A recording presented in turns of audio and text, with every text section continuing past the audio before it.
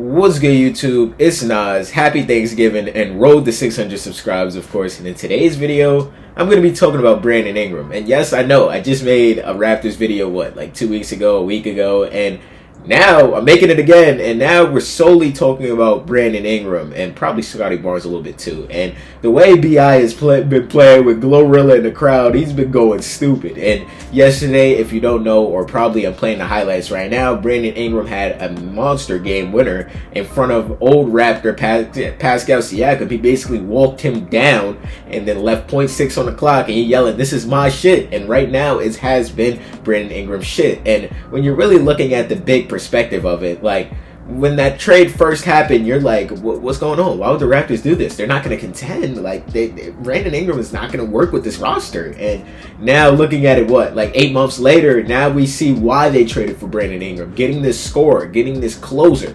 And with RJ Barrett out, Brandon Ingram has to take a more offensive load than he already has been. And he's looked even better than expected the last 2 games with RJ being out. With RJ being out for the week, I expect Brandon Ingram to keep putting on performances like this. But at the same time, when you're really looking at it, it's like this Raptors team is built for greatness. And if that doesn't make sense to you, like, I feel like a lot of people were sleeping on the Raptors before the season. Like, I was one of those people that said, the Raptors are a dark horse team. And right now, they don't look like any dark horse team of mine. They look like a legit playoff threat and a good team, a great team actually. And I don't want to rush into things because honestly, we see how that works out later. Like, it always comes back to bite you. But right now, the Raptors are on a 9-game winning streak and they're playing their best basketball against competent teams. So you're like, if they're beating all these competitive teams, like, just how good are they? How good can they go? And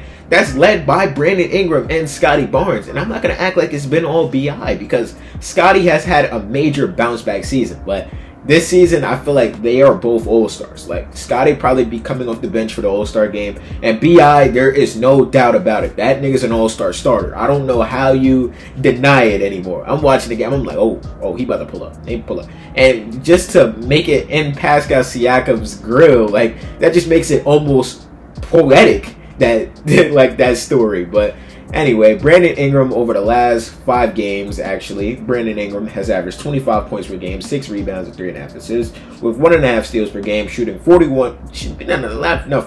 shooting basically 42% from the three, and playing 35 minutes per game. And last night, he had 26, 8, and 2 steals, 1 block. And they got Brandon Ingram out there playing defense. Like, I didn't see BI lock in on the defensive end in goddamn years. So he's damn sure motivated in Toronto, which he was not in New Orleans. And it's just seeing the difference between the two teams. You got honestly see how motivated Brandon Ingram is out there. Obviously, he got a contract extension, so you're going to be motivated. And obviously, you got your girl out there courtside, so obviously, you're going to play your best basketball. But it's just interesting to see the way Brandon Ingram moves on the basketball. Like, I don't know if this makes sense, but I feel like him and Kevin Durant really have a whole different play style.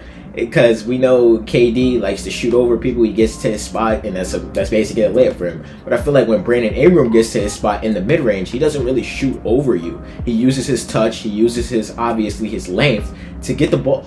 Maybe I'm not making sense because maybe they do play the same way, but I'm just looking at it differently.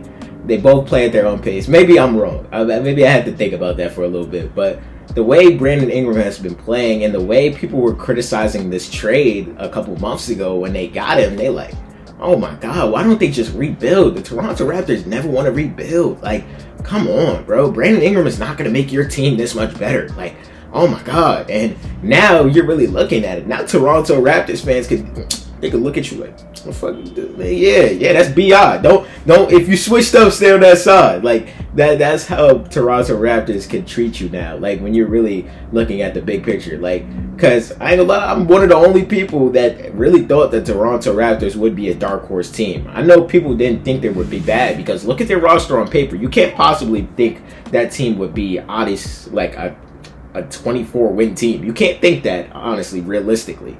But when you're really looking at it, like, when you assess teams in the Eastern Conference, like, obviously it's the I can't even say obviously, because I feel like the Raptors have been better than the Cavs this season. The Pistons have been better than the Cavs this season. So realistically, I don't know if this would be crazy to say before the season, but the top two teams and the elite teams and the teams that were just on the winning streaks, Pistons just lost their streak yesterday, but it's the Pistons and the Raptors right now, and I can't honestly say that anybody expected them to be on top of the world right now, on the top of the Eastern Conference right now. And really, I feel like it is really tough to beat those two teams, and the Raptors specifically, because we saw the Pistons lose. Obviously, Cade Cunningham choked the free throw, but looking at the whole Raptors offensive scheme, like Scotty Barnes is basically the point forward. Quickly is there to go get a bucket on a point guard. RJ's there to go downhill, and BI is just your tough shot maker, your bucket getter, who's your consistent every single night. And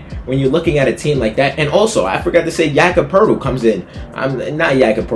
Like Jakob Poeltl starts, gets you your defense and your rebounding as a center. So he's one of the decent centers, or a great center in this league. Jamal Shee coming off your bench, obviously a true point guard that quickly is not. Grady Dick coming in the game, giving you shooting and giving you what you don't have in RJ Barrett. Like, this team is just deep, and really, when you're really looking at it, I know people are probably dragging this shit out right now because, yeah, nobody expected them to look this good.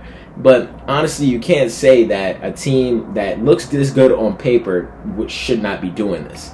And I feel like people overreacting to Brandon Ingram doing this is really the right thing to do, because honestly, he was stuck in New Orleans for the last couple of seasons, and I think his stock probably went down, like from what it was like 2022, 2023 when the Pelicans were playing the Suns in the playoffs to now. Last season, I feel like it was at an all-time low, and I feel like now Brandon Ingram is getting that back by force. He's getting his respect back. He's getting, obviously, the fans' approval. He's getting all this media attention now, which he wasn't getting in New Orleans. Like, it's crazy what getting traded can do for a potential all-star or a perennial all-star, or what he does on a nightly basis, because Brandon Ingram is one of the best players on the planet, and he's really proving that right now to what he's doing and what honestly he's accomplishing right now for the Toronto Raptors. But I want to know, what do y'all think about the Toronto Raptors right now? I know I made this video almost a week ago, 2 weeks ago, but what are they doing right now to make you feel like this confident in them? And what do y'all think about Brandon Ingram?